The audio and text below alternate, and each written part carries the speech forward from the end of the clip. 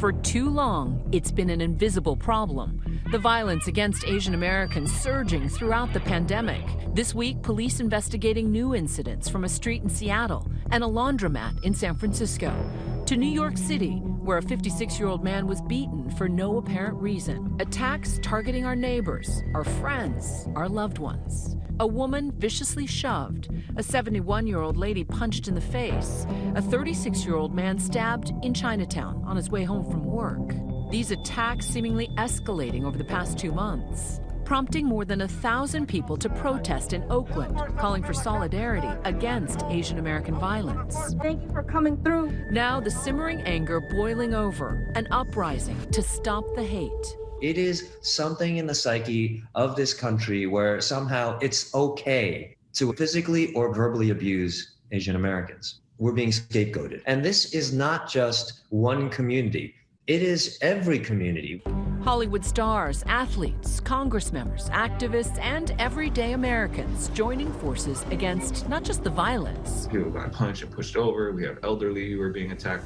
But the casual racism Asian Americans endure every day in this country. I've always kind of been the token Asian guy, or I've always had to prove myself a little bit more. Basketball player Jeremy Lin of the Warriors G League called coronavirus on the court, speaking up in hopes of paving an easier path for others. When the next Asian or Asian American comes along, that they won't have to fight as hard or fight uphill to be able to show what they can do.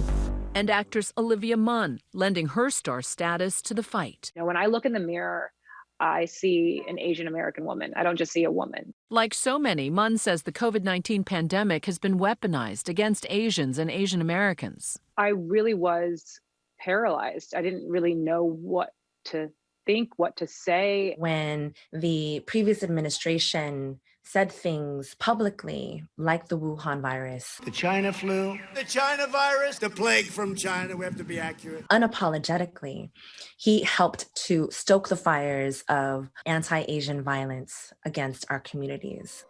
Stop AAPI Hate began collecting more than 2,800 reports nationwide of anti-Asian hate between March and December. Olivia, look up! Munn says her mission became personal after her friend's mother was attacked. Take me to that moment when you saw the surveillance video of your friend's mom being attacked. What went through your mind? I was in shock. I mean, she's a very tiny woman, and she is hurled through the air to the point where her body is horizontal, her legs are flailing. And I think about my own mother, I think about my aunts, I think about the people in my family and how it could have happened to any of them. Munn told us her friend's mom didn't even want to report the crime at first, but after the suspect was arrested, she now feels like she matters.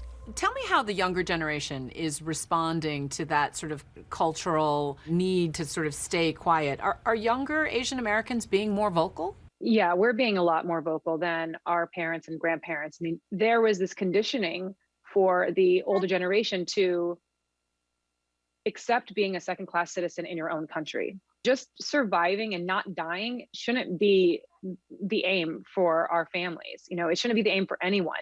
Our parents, our grandparents, they paved the roads for us. And now it's our turn to take them back to the front of those roads and walk them down those paths and say, like, look, you belong here. You're an American and it's safe. One of the videos that helped spark this fresh outrage, the senseless death of 84-year-old Thai immigrant Vishar Ratanapakdi, knocked to the ground while on his morning walk. The horrific video getting the attention of so many people, including actor Daniel Dae Kim.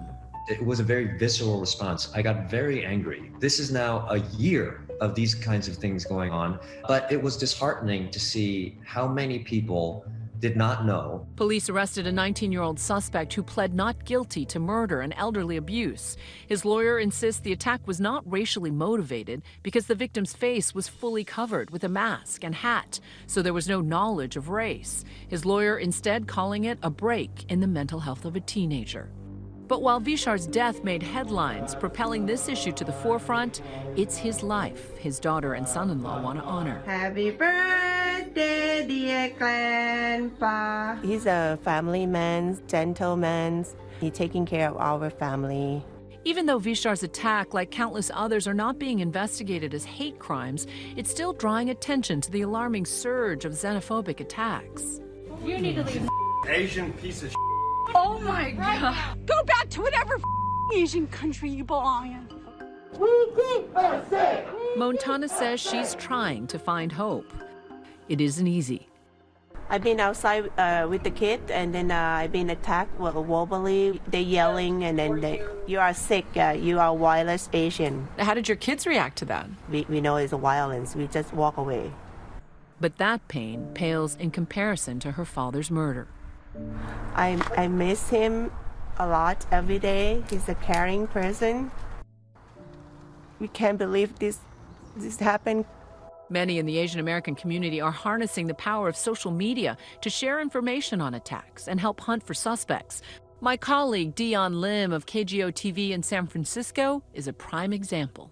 On social media, things are different. People get to know me on a little bit more of an intimate basis. They learn about me being bullied, growing up in very non-diverse parts of the country. So they feel that connection. And then on social media, there's also a buffer. There's a screen on a phone or a computer. So they feel protected. They don't have to lay it all out on the line.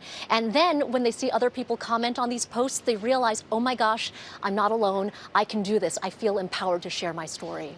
Others using their influence online to raise awareness, 31-year-old software engineer Hugh Ma. It all started when I was trying to help my mom find a vaccine. It was a pretty arduous process. Ma started TurboVax, a hugely popular Twitter profile which tracks real-time availability of the vaccine. He's reportedly helped tens of thousands of New Yorkers get the shot. But as attacks against the Asian community spiked recently, Ma decided he needed to protest in a meaningful way, one that would capture people's attention. So he shut TurboVax down temporarily. I wanted to illustrate through this action of taking the site down for 2 days that if we as a country don't listen to the concerns of Asian Americans, then we risk losing the contributions of Asian Americans as well. Growing up in Queens, I was not immune to anti-Asian bias. I grew up with people making offhand remarks about my slanted eyes, my yellow skin, my Ching Chong name. Ma recommended people donate to a Chinatown nonprofit. He says the messages of hate started pouring in, but so did the support and the money. So far, the nonprofit has raised $105,000. I just hope that my experience can show others that as long as you take the initiative and stand up for what you believe in, I think that you can make real change regardless of however big or small you think that may be. Our thanks to Juju. You can watch the ABC News Live special, Stop the Hate, the Rise in Violence Against Asian Americans, on Hulu. Hi, everyone. George Stephanopoulos here. Thanks for checking out the ABC News YouTube channel. If you'd like to get more videos, show highlights, and watch live event coverage, click on the right over here to subscribe to our channel. And don't forget to download the ABC News app for breaking news alerts. Thanks for watching.